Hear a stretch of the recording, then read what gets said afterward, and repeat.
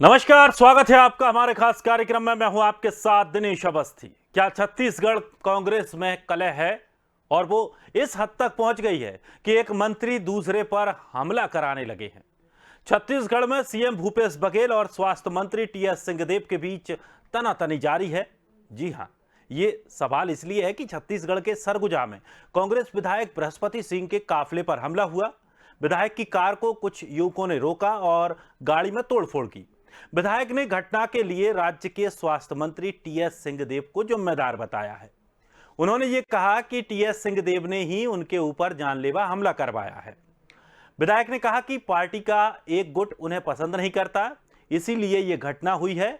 उन्होंने सीएम भूपेश बघेल की तारीफ की है, इसलिए उन्हें टारगेट किया गया है। इस घटना में मुख्य आरोपी सचिन सिंहदेव है, जो सिंहदेव का करीबी बताया जा रहा है, जिसके बाद भी टीएस सिंहदेव अब निशाने पर आ गए हैं। हालांकि मंत्री टीएस सिंहदेव ने पूरे मामले को लेकर यह कहा है कि इस तरह की कोई भी घटना अगर हुई है तो वो बर्दाश्त नहीं की जा सकती और जो आरोपी हैं उनके खिलाफ पुलिस कानून के मुताबिक कार्रवाई करेगी।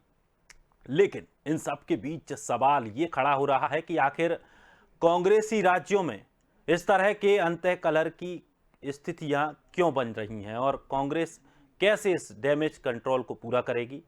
इस विषय को लेकर आज हम चर्चा करने वाले हैं। इसमें हमारे साथ मेहमान भी जुड़ेंगे, उन्हीं को लेकर आज हम चर्चा करने वाले हैं। और सबसे बड़ा सवाल ये है कि कांग्रेस में जिस तरह से लगातार जहां जहां जिस जिस राज्यों में कांग्रेस की सरकार है वहां पर इसी तरह की स्थिति बन रही है, आखिर क्यों?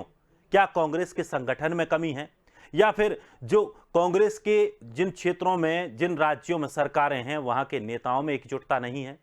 कहीं ना कहीं कुछ तो गड़बड़ है और वजह यही है कि जो सब निकल कर सामने आता है। पंजाब की हम बात कर लें, पंजाब में भी यही स्थिति बनी। वही स्थिति को अगर हम राजस्थान में देखें तो राजस्थान में भी यही स्थिति बन रही है। छत्तीसगढ़ में वहां पर भी यही स्थिति है।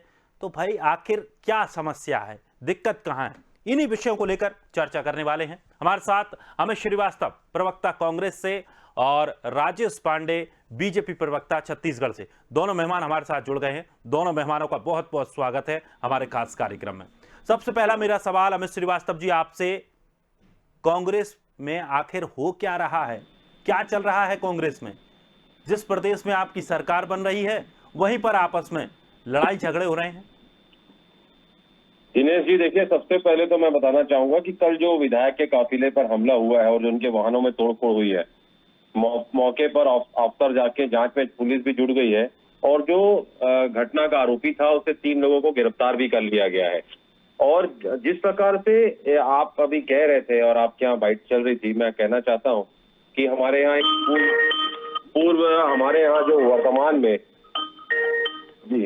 में जो हमारे यहाँ कद्दावर मंत्री हैं, अगर उनके ऊपर ये कहा जा रहा है तो मैं आपको बता दूं कि उन्होंने कल इस पूरी घटना की रात पे ही निंदा की थी और कहा था कि जो भी इसका दोषी होगा उस पर सख्त से सख्त और कठोर से कठोर कार्रवाई की जाएगी। और जिस प्रकार से आपने कहा कांग्रेस में कलह की बात हो रही है, तो बिल्कुल भी ऐसा कुछ भी नहीं है। कलह करने वाले जो विपक्षी पार्टी है वो भी अपना घर बोलते हैं ना, जिसका घर कांच का होता है दूसरे घर पत्थर नहीं फेंका करते। छत्तीसगढ़ की जनता ने भी वो दृश्य देखे हैं कि जब स्वर्गीय लखीराम अग्रवाल जी की गाड़ी में किस प्रकार से भाजपा के कार्यालय में जो आगजनी की गई थी और आदरणीय अभी जो वर्तमान में प्रधानमंत्री हैं, कैसे पार्टी के नीचे छुप के अपने उनको जान बचानी पड़ी थी, ये भी दृश्य सभी ने देखा है।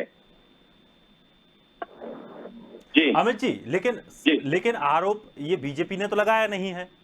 आरोप तो कांग्रेस के विधायक खुद लगा रहे हैं जिनके ऊपर हमला हुआ है। बृहस्पति सिंह, उन्होंने खुद ये आरोप लगाया है कि उन पर हमला टीएस सिंहदेव ने करवाया है।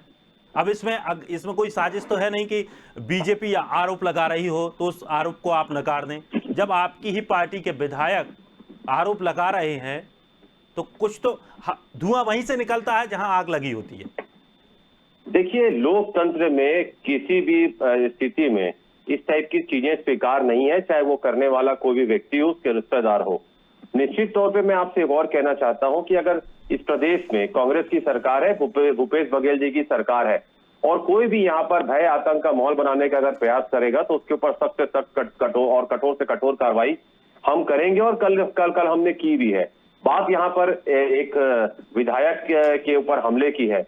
और मैं आपको बता दूं कि जिस प्रकार से आपने कहा कि माननीय बृहस्पति सिंह जी ने जो आरोप लगाए हैं, और अभी जस्ट आपके टीवी डिबेट में पहले बैठने से मुझे लगता है 15 मिनट पहले ही उन्होंने एक प्रेस कॉन्फ्रेंस की है जिसमें 20 विधायक जो थे।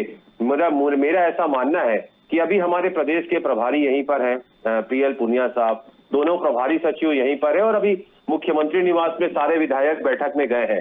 मुझे ऐसा लगता है कि उनको इस सारी चीजों से अवगत कराया जाएगा और इससे बेहतर चीजें कि उन्होंने क्यों आरोप लगाया, उनके पास क्या तथ्य है, क्या उनके पास प्रमाण है, क्या उनके पास साक्ष्य है, ये निश्चित तौर पे आपको बृहस्पति सिंह जी ज्यादा बेहतर तरीके से बता सकते हैं, ये मुझे ऐसा लगता है। चलिए, बड़ी अच्छी बात है।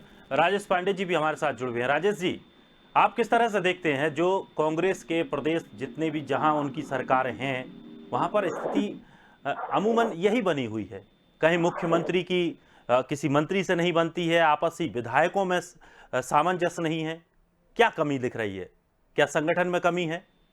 देखिए, निश्चित रूप से कांग्रेस का इतिहास रहा है टूटने का। लगभग 70 आजादी जब से बनी है 1885 से लगभग 60 से 70 बार ये कांग्रेस टूटी है राजनीतिक क्षेत्रीय दल के रूप में। अभी छत्तीसगढ़ की बात करें तो यहाँ राष्ट्रवादी कांग्रेस पार्टी हो, चाहे छत्तीसगढ़ जनता कांग्रेस हो, तो कांग्रेस से अलग हो लोग हैं।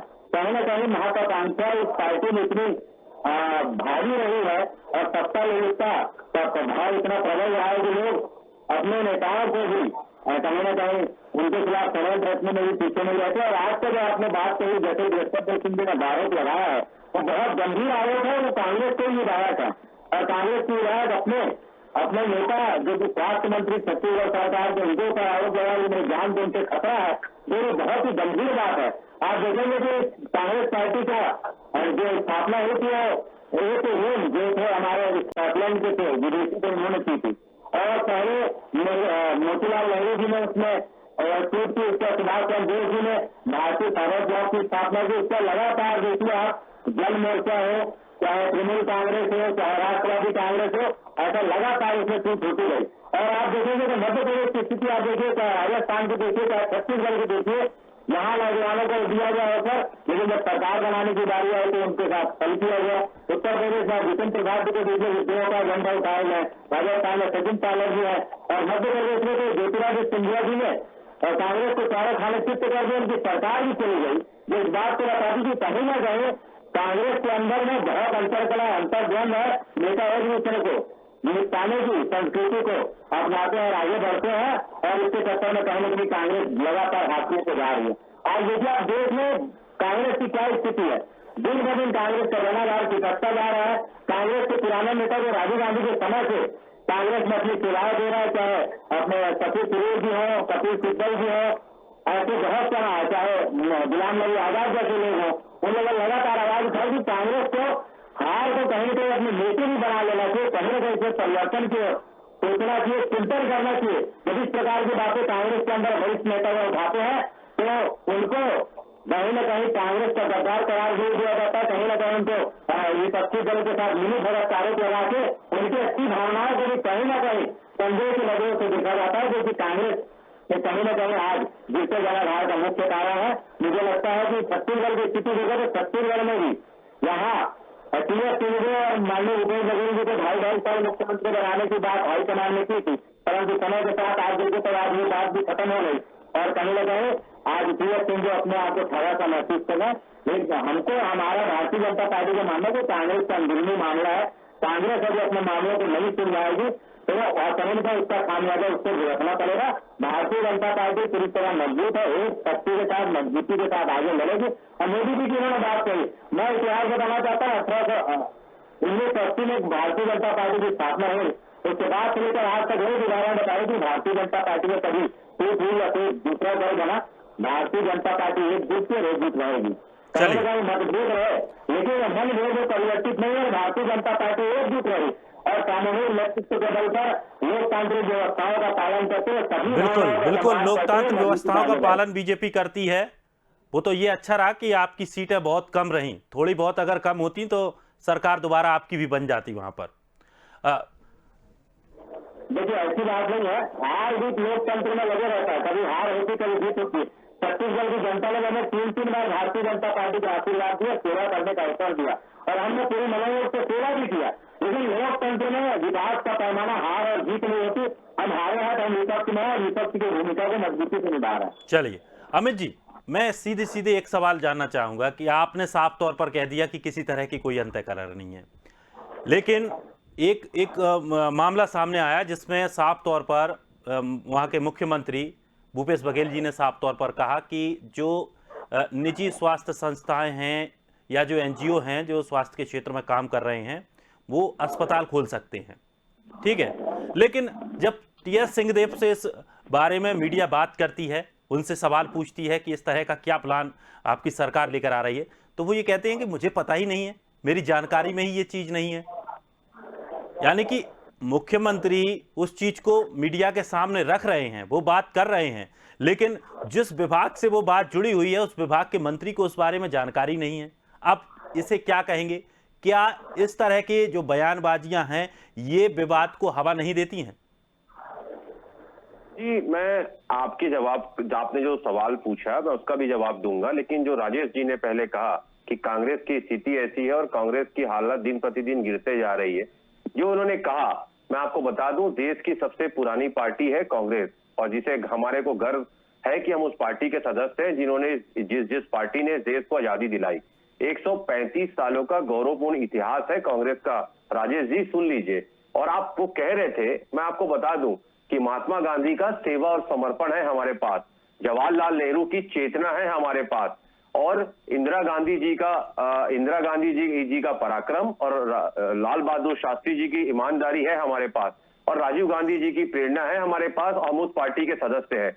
और आप अभी लगातार जो कह रहे थे राजेश भाई, मैं आपको बता दूं कि देश की सबसे ज्यादा समय तक जनता की सेवा करने वाली अगर कोई पार्टी है जिसे जनता ने आज तक सबसे ज्यादा बार जिताया है, वो हमारी पार्टी है, कांग्रेस पार्टी है। तो आप लोग जब कहते हैं बीजेपी के नेता, तो थोड़ा सोच समझ के कहा करिए कि किस पार्टी के विषय में आप लोग कह रहे हैं। और एक गौरवपूर्ण इतिहास है कांग्रेस पार्टी का, हमारी पार्टी का। अब आप दिनेश जी, मैं आपके सवालों का जवाब दे दूं कि मुख्यमंत्री जी कहते हैं कि जमीन दी जाएगी, निश्चित तौर पे उन्होंने कहा था। और मैं आपको बता दूं कि देखिए, जो दिग्भ्रमित करने का काम बीजेपी के लोग करते हैं, मैं हमेशा कहता हूं कि बीजेपी के नेता दो ही काम में बहुत माहिर होते हैं, आधे समय सच को छुपाते हैं, आधे समय झूठ को फैलाते हैं। देखिए, उन्होंने उद्योग विभाग को कहा है, उद्योग विभाग को यह कहा है कि आप 1 हफ्ते के अंदर ऐसा प्रपोजल बना के लाइए कि हम चाहते हैं, सरकार चाहती है, छत्तीसगढ़ की सरकार चाहती है कि कोरोना काल में ऐसे भी हमने दृश्य देखे हैं कि हॉस्पिटल की कमी से पूरे देश में जिस प्रकार से लोगों की जो स्वास्थ्य सेवाएं उनको मिलनी चाहिए थी वो अगर नहीं मिल पा रही थी, तो छत्तीसगढ़ सरकार का ये सोचना है कि हमारा यही सोचना है कि 2 करोड़ 80 लाख जनता जो छत्तीसगढ़ की है वो उनको मूलभूत सुविधाएं मिले, तो गांव गांव में हॉस्पिटल होना चाहिए। तो उन्होंने कहा कि राजधानी में हम एक सुपर स्पेशलिस्ट हॉस्पिटल बनाएंगे, आप एक प्रपोजल तैयार करके लाइए। उन्होंने कहा, मैं फिर से उसको अंडरलाइन कर रहा हूं, उन्होंने उद्योग विभाग को कहा, स्वास्थ्य विभाग को नहीं, उद्योग विभाग को। और जब कैबिनेट में वो प्रस्ताव आएगा तो अनुमोदन के तो कैबिनेट में आएगा ही, और जब उसमें कैबिनेट मंत्री के नाते जब उसमें बाबा साहब भी बैठेंगे, सारे कैबिनेट मंत्री जब बैठेंगे और उस पर चर्चा होगी, उसके बाद वो सैंक्शन होगा। तो इसमें खराबी क्या है, आप ये बताइए। लेकिन जिस प्रकार से उन्होंने शुरू से कहा है, देखिए जिस प्रकार से लगातार भाजपा के लोग 2.5 साल कहते रहते थे, लास्ट में बाबा साहब ने भी कहा कि मुख्यमंत्री जी मेरे कैप्टन है, वो जहां मुझको खड़े करेंगे मैं उस पोजीशन पे खेलने के लिए तैयार हूं। और वो हम लोग की जय वीरू की जोड़ी जो है, मैं आपको बता दूं कि ये जोड़ी की ताप को भाजपा सहन नहीं कर पा रही है। और एक प्रदेश, जिस प्रकार से हमारे प्रदेश में आप देखेंगे चौमुखी विकास हो रहा है, भाजपा तिलमिलाई हुई है कि भाजपा को लग नहीं रहा है कि अब जिस प्रकार से भाजपा यहाँ पर जनता पे अपना विश्वास खोते चले गई है, और 15 साल यहाँ पर सत्ता में रहने के बाद अगर उनको 14 सीटें मिलती है, तो इससे प्रतीत होता है दिनेश जी कि छत्तीसगढ़ की जनता का विश्वास भाजपा पूरी तरीके से खो चुकी है। देखिए, किसी भी लोकतंत्र की खूबसूरती होती है कि उसमें एक सशक्त विपक्ष हो, और छत्तीसगढ़ सरकार अच्छा काम कर रही है, लेकिन हमें जो कमी महसूस होती है प्रतिपक्ष में और जो हमारे विपक्षी लोग हैं कि एक सशक्त विपक्ष की कमी को हम यहाँ पर मिस करते हैं। तो लगातार इनमें आपसी गुटबाजी, एक दूसरे को नीचे गिराने की जो प्रथा है वो लगातार देखने को मिल रही है। तो ये इनको अपना पहले घर देख लेना चाहिए, और उसके बाद बोलते ना, सूपा बोले तो बोले, छलनी क्या बोले, वो स्थिति बीजेपी की है। चलिए राजेश जी, राजेश जी, आपने कहा कि हमें बड़ा सम्मान मिला, जनता का साथ मिला, लोकसभा में आप बहुत अच्छे तरीके से परफॉर्मेंस रहा, कुछ ही महीनों बाद जनता ने साइड से कर दिया। ठीक है, देखिए लोकतंत्र में मेरे ख्याल यही खूबसूरती है, हार जीत लगे रहते लेकिन भावना एक होनी चाहिए। हमारी भावना राष्ट्र सेवा, देश सेवा, देश सेवा, राष्ट्र सेवा के संकल्प पर भारतीय जनता पार्टी आगे बढ़ रही। और कांग्रेस की बात करें तो भारतीय राष्ट्रीय कांग्रेस की स्थापना तो देश की आजादी की लड़ाई के लिए की गई थी, लेकिन उसका राजनीतिक स्वार्थों की पूर्ति के लिए उपयोग किया कांग्रेस के नेताओं ने। इंदिरा कांग्रेस आज कांग्रेस बनी, इंदिरा गांधी जो प्रधानमंत्री है उनको कांग्रेस बाहर कर देती है इमरजेंसी के बाद, वो आज कांग्रेस बनाती है, बछड़ा होगा उसका चुनाव चिन्ह होता है, लेकिन कांग्रेस बड़ी मजबूती से आगे बढ़ रही।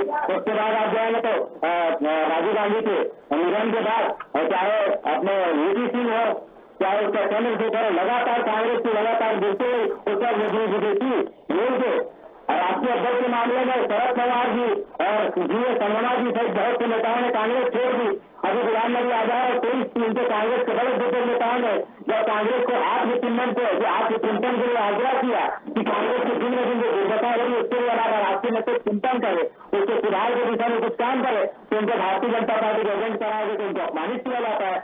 भारतीय जनता पार्टी तो 2 सीट से आगे बढ़ के पूर्ण बहुमत की 2 बार सरकार बनाने वाली पार्टी है। हम 14 सीट में इससे हमको कोई करेंगे, हम जनता जनादेश स्वीकार किया और आने वाले समय में भारतीय जनता पार्टी पूरी मजबूती के साथ विपक्ष की भूमिका और अमित भाई आप कह रहे थे ये सरकार तो हर मोर्चे पे फेल है, नौजवान परेशान, माताएं बहनों परेशान, किसान परेशान।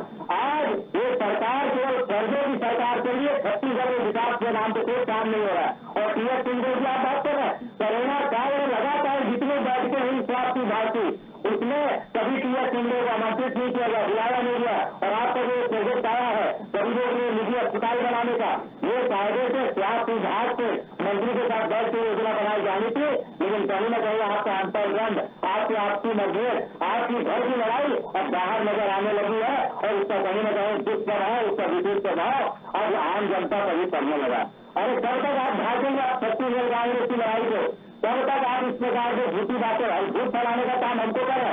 अरे आप तो राष्ट्रीय अध्यक्ष लगातार झूठ बोलते रहे, राफेल के मामले में सुप्रीम कोर्ट में लिखित में माफी मांगा, पीए कानून के नाम पर भ्रम फैलाने के लिए जाना जाते हैं कांग्रेस, ट्रिपल तलाक के मामले में भ्रम फैलाने के लिए जानी जाती है। चलिए अमित जी से जवाब ले लीजिए। आप गलत बात कर रहे हैं राजेश भाई, गलत बात कर रहे हैं आप। पराक्रम को अपमानित करने के लिए जानी जाते हुए कांग्रेस कहीं न कहीं कांग्रेस अपनी मूल भावना से भटक चुकी है। राष्ट्रीय विरोधी तत्वों को संरक्षण देना, राष्ट्रीय विरोधी दिनेश जी मैं जवाब देना चाहूंगा, जी, बड़ी जी। लंबी तकरीर कर रहे हैं आप, राजेश जी, करवा रहे हैं। राजेश जी जवाब तो ले लीजिए। बातों का रखना जो बात को इंगित करता है कि कहीं न कहीं अलगाववादियों के समर्थक। चलिए जवाब ले लीजिए, जवाब ले लीजिए। साहब डिबेट हो रही है राजेश जी, प्रवचन नहीं हो रहा है कि आप चालू है तो रुक ही नहीं रहे। हाँ सुनिए, अब आप सिलेवार मैं बताता हूं। आप अभी कह रहे थे जिसके घर कांच का होता है वो दूसरे घर पत्थर नहीं फेंका करते। आपके सीनियर नेता आज क्या स्थिति है उनकी देखिए, जिस प्रकार से यशवंत सिन्हा जी ने आपकी पार्टी छोड़ दी, आज मुरली मनोहर जोशी जी कहाँ है, शत्रुघ्न सिन्हा जी कहाँ है, कीर्ति आजाद जी कहाँ है, ऐसे अनगिनत चेहरे जो आपको जो सत्ता में लाने में जिनकी अहम भूमिका रही थी, आज उनको आपने दरकिनार कर दिया। अडवाणी जी की स्थिति क्या है, ये किसी देश से छुपी नहीं है। अब सुन लीजिए, अरे भाई धैर्य की कमी होती है बीजेपी के नेताओं में, सुन लीजिए। आप बड़ी बड़ी तकरीर कर रहे थे और झूठ की जो बात कर रहे थे, जब मैं आपके झूठ गिनाने चालू करूंगा तो 100 झूठ गिनाऊंगा। अगर आपने कहा था 100 स्मार्ट सिटी बनाएंगे, आपने नहीं बनाया, पहला झूठ। आपने कहा था 2 करोड़ लोगों को रोजगार देंगे, दूसरा झूठ। आपने कहा था 15 लाख लोगों के अकाउंट में आएगा, नहीं आया, तीसरा झूठ। अनगिनत आपने कहा था स्मार्ट सिटी बनाएंगे, नहीं बनाया, बुलेट ट्रेन नहीं। और आप अभी जिस प्रकार से कह रहे थे, मैं आपको बताना चाहता हूं कि देखिए जिस प्रकार से आप लोग जुमले जीवी लोग हैं, हिटलर जीवी लोग हैं। और अब तो आप कह रहे थे ना अभी राफेल पे हमारे नेता ने जो उसने कटाक्ष किया था, वो उसके माफी मांगी थी। आज भी हम कांग्रेसी कहते हैं कि चौकीदार चोर है, चौकीदार चोर है तो चोर है। और सुनिए, चौकीदार चोर के साथ साथ अब तो जासूस भी हो गया है। भाजपा के नेता लोगों के घरों में झांकने का काम कर रहे हैं। और सुन लीजिए, सत्ता में दिल्ली में बैठे सत्ता में जो हुक्मरान है वो क्या क्या हथकंडे अपना रहे हैं। जनमत का चीर हरण करने वाले प्रजातंत्र का अपराध कांड करने वाले लोग से हमें नैतिकता का सर्टिफिकेट लेने की आवश्यकता नहीं है। चुनी हुई सरकार को जिस प्रकार आपने मध्य प्रदेश में गिराया, कर्नाटक में गिराया, गोवा में गिराया, जिस प्रकार से राजस्थान में प्रयास किया, महाराष्ट्र आपने राज के शपथ ग्रहण करवा दिया।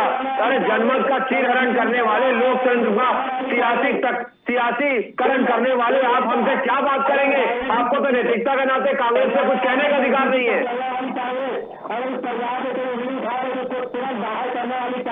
अरे लोकतंत्र बचा कहाँ है कांग्रेस पार्टी के अंदर?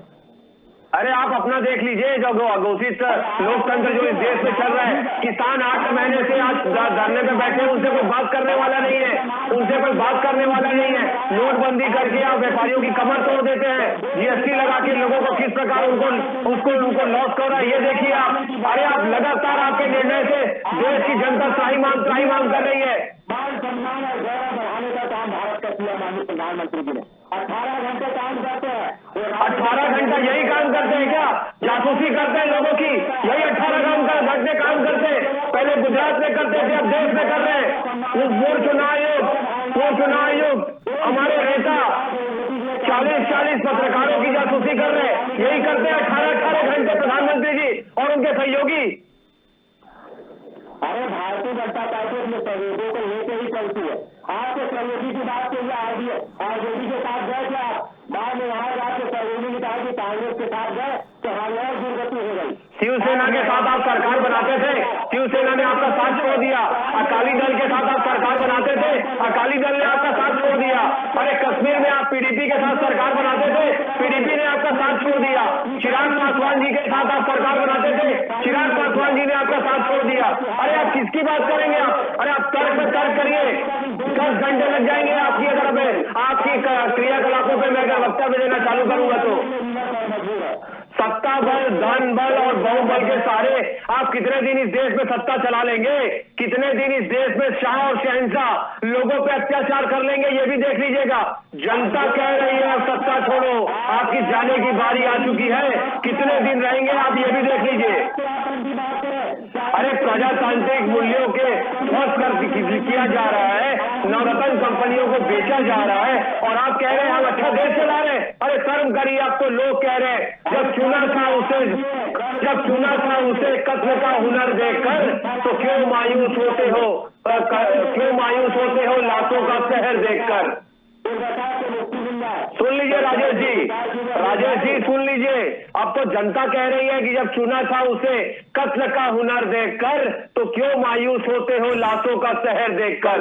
जनता कभी भूलेगी नहीं बहती हुई गंगा मार्ग में जो लाशें, जनता भूलेगी नहीं। आप कितना भी दबा लीजिए, कितना भी छुपा लीजिए, जो आपके खिलाफ छापता है उसके आप छापा पड़वाते हैं। अरे पत्रकारों के पीछे पड़ने वाली आपकी सरकार, जनता इसको बख्शने वाली नहीं है। जिस दिन इस देश में चुनाव होगा आपकी विदाई निश्चित है।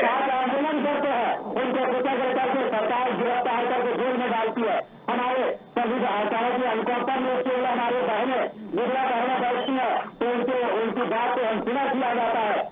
15 साल आपने सरकार चलाई, शासन, कमीशन खोरी, माफिया राज, कमीशन खोरी, अरे कितने अनगिनत घोटाले, नान घोटाला, जीरम घोटाला, इंदिरा प्रियदर्शनी घोटाला, खोरवा कांड, अंतरगढ़, पनामा, चिट फंड घोटाला। आप हमको शिक्षा देंगे? आप हमको शिक्षा देंगे?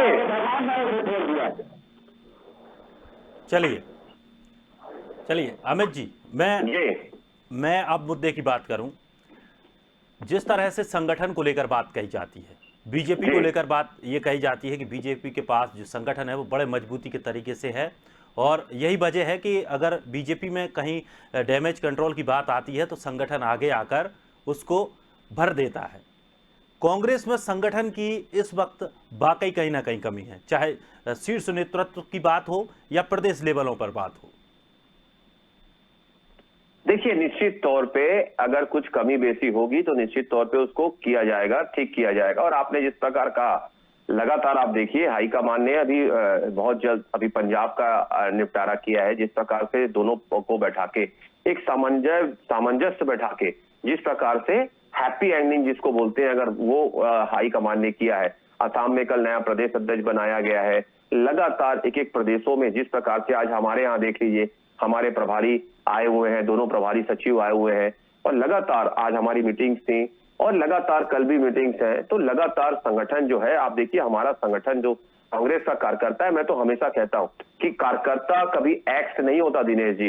एमएलए एक्स हो सकता है, एमपी एक्स हो सकता है, मुख्यमंत्री एक्स हो सकता है और जो दिगर पद में बैठा व्यक्ति है वो एक्स हो सकता है, कार्यकर्ता कभी एक्स नहीं होता। और हम तो बड़े गर्व के साथ कहते हैं हमारे इस प्रदेश में जो सरकार आई है, जो इतना प्रचंड बहुमत से हमारी सरकार जो छत्तीसगढ़ प्रदेश में बनी है, कहीं ना कहीं हमारे कार्यकर्ता जो हमारी आन बान शान, हमारी रूह, हमारी आत्मा और जो हमारे प्राण है वो हमारे पार्टी के कार्यकर्ता है। और हमें बड़ा गर्व है, जैसा मैंने कहा कि सबसे पुरानी पार्टी जिसका प्रमाणित इतिहास है, जिन्होंने आजादी में महत्वपूर्ण भूमिका निभाई, चलिए, उस अच्छी पार्टी बात के है। हम सदस्य हैं। हमारे लिए बड़ा अच्छी बात गर्व है और गौरव का विषय है ये। यही एकजुटता ऊपर भी दिखनी चाहिए। बस यही बात होती है कि जो विवाद निकल कर सामने आते हैं वो इसी एकजुटता की कमी के कारण निकल कर सामने आते हैं। बहुत बहुत शुक्रिया दोनों मेहमानों का हमारे साथ जुड़ने के लिए, इस कार्यक्रम में हिस्सा लेने के लिए। तो अब जिस तरह से छत्तीसगढ़ में कांग्रेस में आपसी कलह मची हुई है, लगातार आरोप प्रत्यारोप लगाए जा रहे हैं। कांग्रेस के लिए कोई नई बात नहीं है, कांग्रेस को भी शायद अब शीर्ष नेतृत्व को भी इसकी आदत पड़ गई है। जो इनकी जितनी जगह, जितने प्रदेशों में सरकारें हैं, वहां लगभग ऐसी स्थिति बनती है। अब देखते हैं कि किस तरह से छत्तीसगढ़ का मसला भी सुलझाया जाएगा और क्या स्थिति आगे बनेगी। फिलहाल इस खास कार्यक्रम में इतना ही। ताजा तरीन खबरों के लिए आप बने रहिए स्वदेश के साथ।